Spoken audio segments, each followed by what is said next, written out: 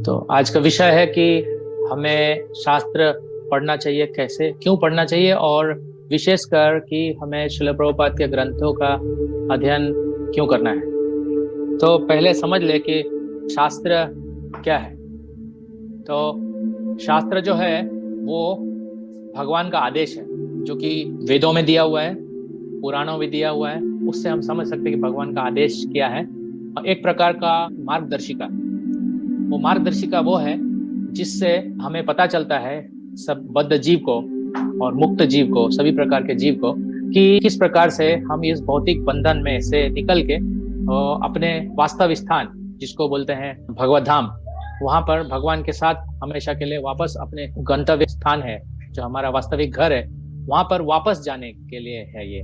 तो सृष्टि के शुरुआत से ही ये उपलब्ध है मार्गदर्शिका, जिसको बोलते हैं वेद, पुराण, शास्त्र।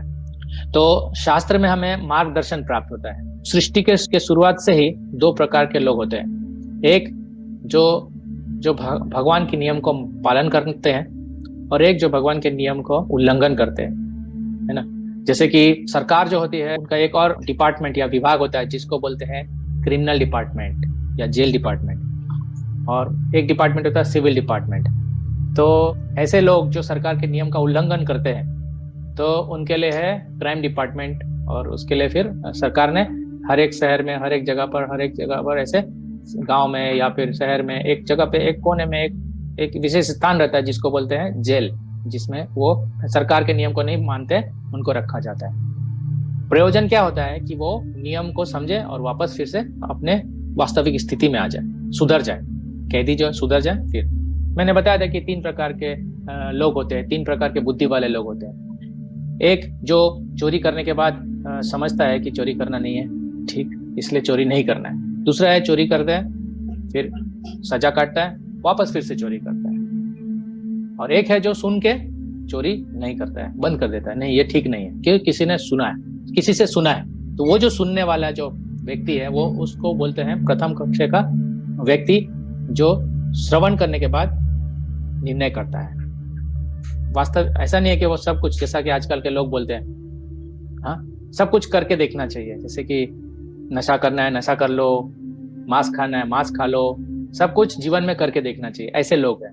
तो वो उस तरह के कैटेगरी के लोग हैं, 3rd क्लास, तीसरे दर्जे के लोग, तीसरे दर्जे का, जो चोरी करते हैं, सजा काटते हैं, फिर भी नहीं समझते, फिर से चोरी करते हैं, फिर से सजा काटते हैं। तो इस प्रकार से घूमते रहते हैं वो चक्कर में, है ना।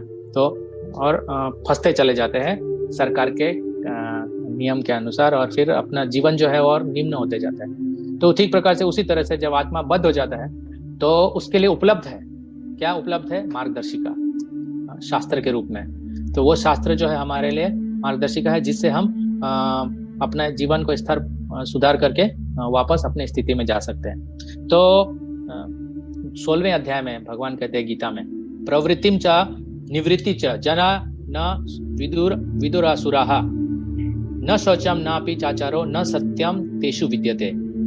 इसका अनुवाद है कि जो असुरी हैं, वे जो नहीं जानते कि क्या करना चाहिए और क्या नहीं करना चाहिए, उनमें न तो पवित्रता, न उचित आचरण और न ही सत्य पाया जाता है।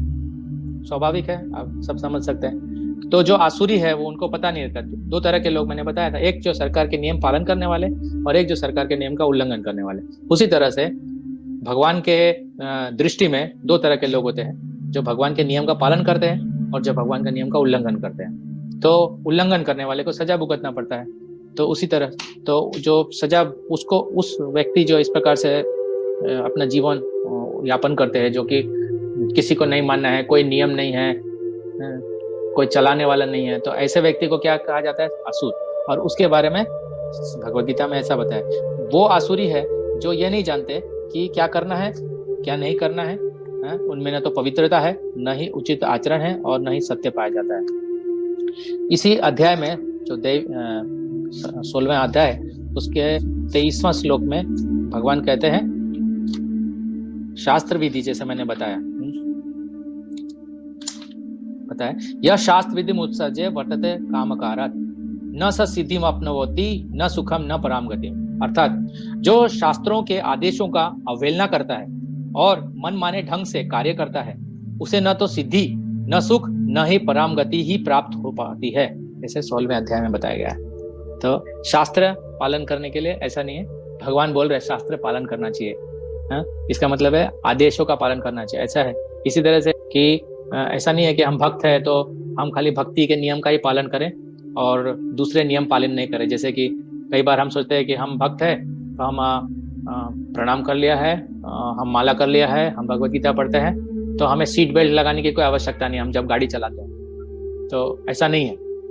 हमको भी जो यातायात के नियम है उसका पालन करना ही चाहिए, क्योंकि हमें भी उदाहरण प्रस्तुत करना है कि हम भगवान का आदेश का तो पालन करते ही है, साथ में जो जनता के लिए आदेश का पालन है, एक नागरिक के आदेश का पालन है, वो भी हमें करना चाहिए, क्योंकि ये हमारे फायदे के लिए है। कुछ लोग होते हैं कि खाली सरकार के नियम का ही आदेश पालन करते हैं, लेकिन जो परम सरकार है भगवान, उनके आदेश का पालन नहीं करते, तो वो भी चलेगा नहीं, वो बिल्कुल नहीं चलेगा। तो वो उसको भगवान क्या बोलते हैं? आसुरी। ठीक है। तो भगवत गीता में कहीं बहुत जगह पर ऐसा बताया है कि आसुरी व्यक्ति का क्या स्वभाव है, खास करके जो है 16वां अध्याय में दैवी और आसुरी गुणों का वर्णन है। ठीक है। तो सृष्टि के साथ ही भगवान ने शास्त्र दिए हैं, जो कि मैनुअल है, मैंने बताया, मार्गदर्शिका है। तो अभी हर व्यक्ति एक जैसा नहीं होता है। जैसे कि हमें पता है कि प्रकृति के 3 गुणों में हम रहते हैं, कौन से? सतोगुण, रजोगुण और तमोगुण। तो हर व्यक्ति एक जैसा नहीं होता है, तो सभी व्यक्ति के लिए अलग प्रकार, सब प्रकार के उपदेश और मार्गदर्शन है।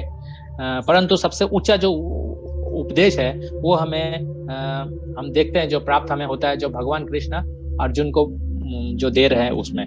तो वो कब प्राप्त होता है? जब व्यक्ति तैयार हो कि समझने के लिए कि यस भगवान है, तो कम से कम सतोगुण में आ जाता है वो व्यक्ति, तब वो तैयार होता है सुनने के लिए। जैसे कि ज्यादातर व्यक्ति ये 4 जो पशु वाला प्रवृत्ति है, आहार, निद्रा, भय, मैथुन, इससे ऊपर ही नहीं उठते हैं। तो जब उनके मन में उनके विचार प्रकट होते हैं कि नहीं, ये खाली ये जो 4 प्रवृत्ति है उससे थोड़ा ऊपर उठना चाहिए, तो जब जिज्ञासा करना चाहिए कि क्या उचित है मेरे लिए, क्या यह धर्म है या धर्म के विरुद्ध है, शास्त्र क्या है, क्या कहीं सच में कोई आदेश देने वाला है, कोई व्यक्ति है जो हमें आदेश दे सकता है कि सब मनमानी ढंग से है। तो उनका सब ऐसे, जब व्यक्ति जब इसी स्थिति पे पहुंचता है तो जिज्ञासा करता है।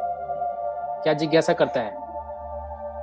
ज्यादातर यही जिज्ञासा कर रहे हैं अभी कि वैक्सीन बन जाए बस, वैक्सीन बन जाए बस। सब जगह आप ही देख ही रहे, क्योंकि सब पशु स्तर पर है। क्या है? आहार, निद्रा, भय, मैथुन, यही चीज का विचार करते हैं। तो उनको यही पता नहीं चलता है कि इससे ऊपर भी कोई चीज है, कहीं किसी कोई झलक ही नहीं है, कोई किसी प्रकार का कोई अनुमान ही नहीं है कि ऐसा कोई जगत है जहां पर भगवान होते हैं और वो रियल वर्ल्ड है। एक्चुअली रियल, अभी हम रियल वर्ल्ड यानी जो फिल्मी दुनिया है उसी से प्रेरित है, और सच्चाई किसी को पता नहीं है। न तथाकथित धार्मिक व्यक्ति बताते हैं, न लोगों को ऐसे जानकारी मिलती है कहीं कोई उचित स्रोत से। स्रोत है, स्रोत अवेलेबल है, स्रोत है, लेकिन किसी को कोई रुचि नहीं हो रही है, क्योंकि सच्चा मार्गदर्शन कहीं मिल पा नहीं रहा है, तो लोग ऐसे ही भटके हुए हैं ना। तो पहले ऐसे होते थे, आदर्श माने जाते थे लोग समाज में, कि क्या होता था? पहले देवता को आदर्श माने जाते थे, जैसे हम सुनते हैं अलग अलग देवता आदर्श माने जाते थे। फिर कुछ और समाज में डिग्रेडेशन हुआ, तो देवर्षि को आदर्श मानने लगे, जो देवता और ऋषि दोनों होते। जैसे कुछ ऐसे राजा होते थे तो वो देवता और ऋषि दोनों जैसे होते थे। हम देखते हैं कई प्रमाण मिलते हैं हमको शास्त्र में से। तो उसी तरह से फिर बाद में थोड़ा और डिग्रेडेशन हुआ समाज में, तो नेता को आदर्श मानने लगे। जो नेता है, अभिनेता या नेता जो भी बोलो, उसको आदर्श मानने लगे। हमारे पास कई उदाहरण मौजूद है।